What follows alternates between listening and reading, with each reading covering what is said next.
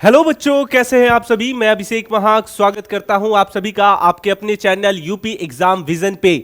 आपको मैं एक ऐसे टॉपिक के बारे में बताने जा रहा हूं जो बिल्कुल अगर आप ध्यान नहीं देते हो तो आपकी पूरी करियर खतरे में आ सकती है। क्योंकि जैसा कि आप देख सकते हो यहां पे थंबनेल में ही लिखा हुआ है कि उत्तर प्रदेश से नर्सिंग कर रहे हो तो जिंदगी बर्बाद हो जाएगी। कितना प्रतिशत सही है ये लाइन? क्योंकि अधिकतर बच्चे जिनसे मैंने पूछा कि क्या आपने उत्तर प्रदेश से नर्सिंग करने का सोचा है या आप नर्सिंग कर रहे हो तो आपका एक्सपीरियंस कैसा है, उनका बोलना एक था, सर लाइफ बर्बाद हो गई। क्यों हो गई बर्बाद? उसके पीछे वास्तविकता क्या है उस पे हम चर्चा करते हैं। क्या वास्तविकता में उत्तर प्रदेश से अगर आप नर्सिंग कर रहे हो तो आपका लाइफ जो है उसका कोई स्कोप नहीं है? सवाल यहां पे ये निकल करके आता है। मैं सबसे पहले आपको बता दूं कि उत्तर प्रदेश जो है वो हर साल नर्सिंग का एंट्रेंस एग्जाम लेता है, और नर्सिंग का जो एंट्रेंस एग्जाम लेता है तो उस एग्जाम का नाम क्या है? सीनेट है। क्या है? सीनेट है, और यूपी सीनेट इसको बोलते हैं। ठीक है, तो क्या यूपी सीनेट हर साल हजारों बच्चों का लाइफ बर्बाद कर दे रहा है? सवाल यह है। या ये एग्जाम जो है ये करियर भी बना रहा है बच्चों का? आइए इस पे जरा चर्चा करते हैं। सबसे पहले इस एग्जाम को देने के लिए जो एलिजिबिलिटी होती है वो ये होती है कि आपको जो है वो क्लास 12th क्लियर हो जाना चाहिए। क्लास 12th का एग्जाम जो है आप दे चुके हो, ठीक है, जब आप इस एग्जाम को देंगे। दूसरा, आपकी जो आयु सीमा है वो 17 वर्ष से अधिक होनी चाहिए। तीसरा, आपका जो बैकग्राउंड है वो साइंस से होना चाहिए। ठीक है, एंड चौथा कि इन सभी के बाद आपके पास जो है वो प्रॉपर इस एग्जाम के पैटर्न का नॉलेज होना चाहिए। अगर ये 4-5 चीज आपके पास है तो आइए देखते हैं कि जो बच्चे बोल रहे हैं कि सर मेरी लाइफ बर्बाद हो गई, यह वास्तविकता है इस बात की या नहीं। ठीक है, सबसे पहले मैं आपको बता दूं कि जब आपके पास ये सारी चीजें होती हैं तब आप एलिजिबल हो, एंड उसके बाद हर साल करीबन अप्रैल के महीने में, अप्रैल के आसपास मान लीजिए, आपका एंट्रेंस एग्जाम का फॉर्म निकलता है, वो आप भरते हैं। और इस एग्जाम को कंडक्ट कौन कराता है? तो इस एग्जाम को कंडक्ट कराने वाली जो बॉडी है ABBMU, Atal Bihari Vajpayee medical university, इसकी जो कंडक्टेड बॉडी है वो है। ठीक है, मैं आपको यहां दिखाता हूं ABBMU जो कि इसकी ओरिजिनल कंडक्टेड बॉडी है, यही इसका एग्जाम लेती है। ये इसका साइट है और यहां पे आप अच्छे से देख सकते हैं। अब सवाल यहां ये आता है कि ABBMU जो एग्जाम करा रही है वो बच्चों की जिंदगी क्या वास्तविकता में बर्बाद कर रही है? देखिए यहां पे दिक्कत क्या है कि आपका जो एग्जाम होता है उसका जो लेवल आता है, मैं आपको डायरेक्ट दिखाता हूं कि प्रश्न क्या आते हैं। यहां पे आप देखिए, मैं दिखा रहा हूं आपको। यहां पे देखिए ABBMU का मैंने ऑफिशियल साइट खोल दिया। ये आपका ऑफिशियल साइट है और ये इंटरफेस है। ये इंटरफेस 2025 के बच्चों का है।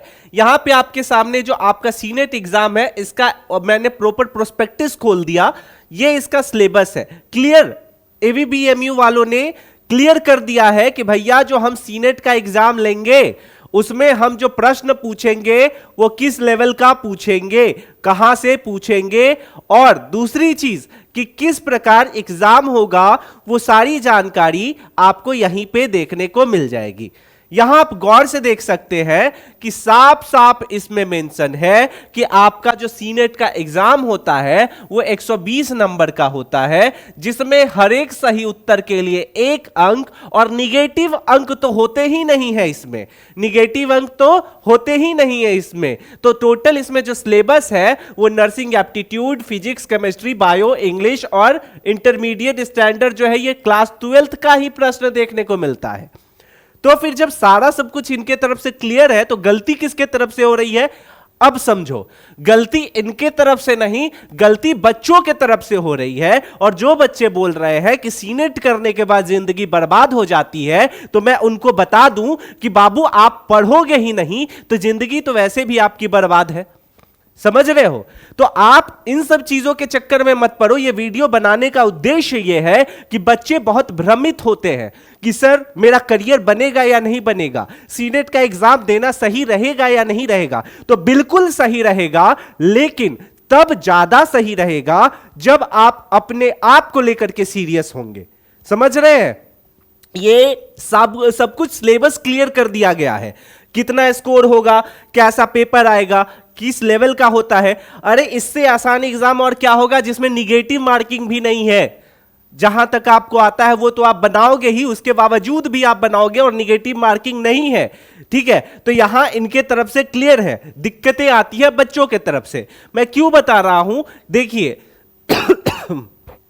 यहां आपको समझना ज्यादा जरूरी हो गया। देखिए ये आपका जो है 2025 वालों का काउंसलिंग है। ठीक है, काउंसलिंग की सारी प्रक्रिया यहां पे हुई थी। प्रॉपर जो है काउंसलिंग स्पेशल स्टे राउंड तक जाता है। ये ग्रीन वाला जो है ये देख रहे हैं आप, जो है ये गवर्नमेंट कॉलेज है और व्हाइट वाला प्राइवेट कॉलेज है। गवर्नमेंट कॉलेज की जो फी होती है वो लगभग कितनी जाती है, तो 1,21,000 या 22,000 के लगभग मान लीजिए। किसी भी कॉलेज का मैं खोलूं तो इसमें आप देखोगे तो ज्यादा फी नहीं जाता, 1,33,532 रुपया। वही अगर मैं प्राइवेट वाले का खोलूं तो प्राइवेट वाले का फी जाता है 6,70,000 के ये 90, ये मान लीजिए इसको राउंड फिगर में 7 लाख मान लीजिए। ठीक है, तो 7 लाख के लगभग चला गया। उसके बाद कितना गया, 7,62,000 चला गया। तो जब आप पढ़िएगा ही नहीं तो आपको कॉलेज मिलेगा कहां से? और आपका जो पैटर्न है एग्जाम का वो सिंपल सा पैटर्न आता है, सीधा क्वेश्चन आता है। तो इसीलिए मैं बोल रहा हूं कि बच्चे जिनका जो बोल रहे हैं कि जिंदगी बर्बाद हो जाती है, जिंदगी उन्हीं की बर्बाद होती है जो पढ़ाई नहीं करते। क्योंकि हमने सीनेट के ऊपर प्रॉपर बता दिया है आपको कि आपका पेपर कैसा आता है, पैटर्न कैसा होता है। अभी आपका जो है 2025 खत्म है, 2026 आ रहा है, अभी तक बच्चे पढ़ाई नहीं कर रहे हैं और उसके बाद फिर बोलेंगे कि जिंदगी बर्बाद हो जाती है। तो ये क्लियर कर लीजिए आप कि अगर आपको सीनेट का एग्जाम देना है तो सीनेट के एग्जाम देने के लिए आपको सीरियस होना होगा। और कैसे सीरियस होना है, तो आपको ये नहीं बोल रहा कि पूरा एकदम दिन रात पढ़ाई करते रहो, बैठ के लिखते रहो, पढ़ते रहो, ऐसा नहीं है। आपको 2-3 फॉर्मूला जो है अप्लाई करना है। सबसे पहला कि आपका जो प्रश्न का लेवल होता है वो साफ साफ कहा गया है कि 12th क्लास के लेवल का होता है। तो जब इस लेवल का होता है, और दूसरी चीज कि आपका जो बुक है NCERT, इसके बाहर का प्रश्न नहीं रहता। तीसरा कि प्रश्न में निगेटिव मार्किंग नहीं है, तो यह बेहतर है। तो आप इन दोनों चीजों को फॉलो करो और PYQ लगाओ। PYQ लगाओ। PYQ आपको कहां से मिलेगा, तो PYQ हमने बता दिया है, बहुत सारे सोर्सेस दिए हैं आपको, आप उस सोर्सेस को फॉलो करो। और अभी भी जिन बच्चों को सोर्सेस नहीं मिल पाया है उन बच्चों से मैं रिक्वेस्ट करूंगा कि ये आपका व्हाट्सएप ग्रुप है, इसका लिंक डिस्क्रिप्शन में मेंशन है, इससे आप सभी जुड़ जाइए ताकि आपके एग्जाम से जुड़े हुए जितने भी इंफॉर्मेशन है वो आपको सही समय तक मिलते रहे। तो बच्चों इसलिए बाकी रूमर्स से बाहर निकलिए और अपने एग्जाम पे ऊपर फोकस कीजिए, क्योंकि आपका एग्जाम मुश्किल नहीं है, वो रूमर्स जो है ना वो परिस्थिति थोड़ी कठिन बनाते जाती है बच्चों के लिए। तो आई होप कि आप अब समझ चुके होंगे कि आप अपने एग्जाम को लेकर के कितना सीरियस है, और नहीं है तो जल्दी से हो जाइए क्योंकि समय अब ज्यादा शेष नहीं है। आई होप कि ये वीडियो आपके लिए इंफॉर्मेटिव रहा होगा, आपके अंदर के डाउट को क्लियर करने में ये वीडियो की कुछ अहम भूमिका रही होगी। कमेंट सेक्शन में जरूर बताइएगा कि इस वीडियो को आप यूपी के किस डिस्ट्रिक्ट से देख रहे हैं। मिलते हैं अगले वीडियो में, तब तक के लिए स्टे सेफ, टेक केयर, जय हिंद।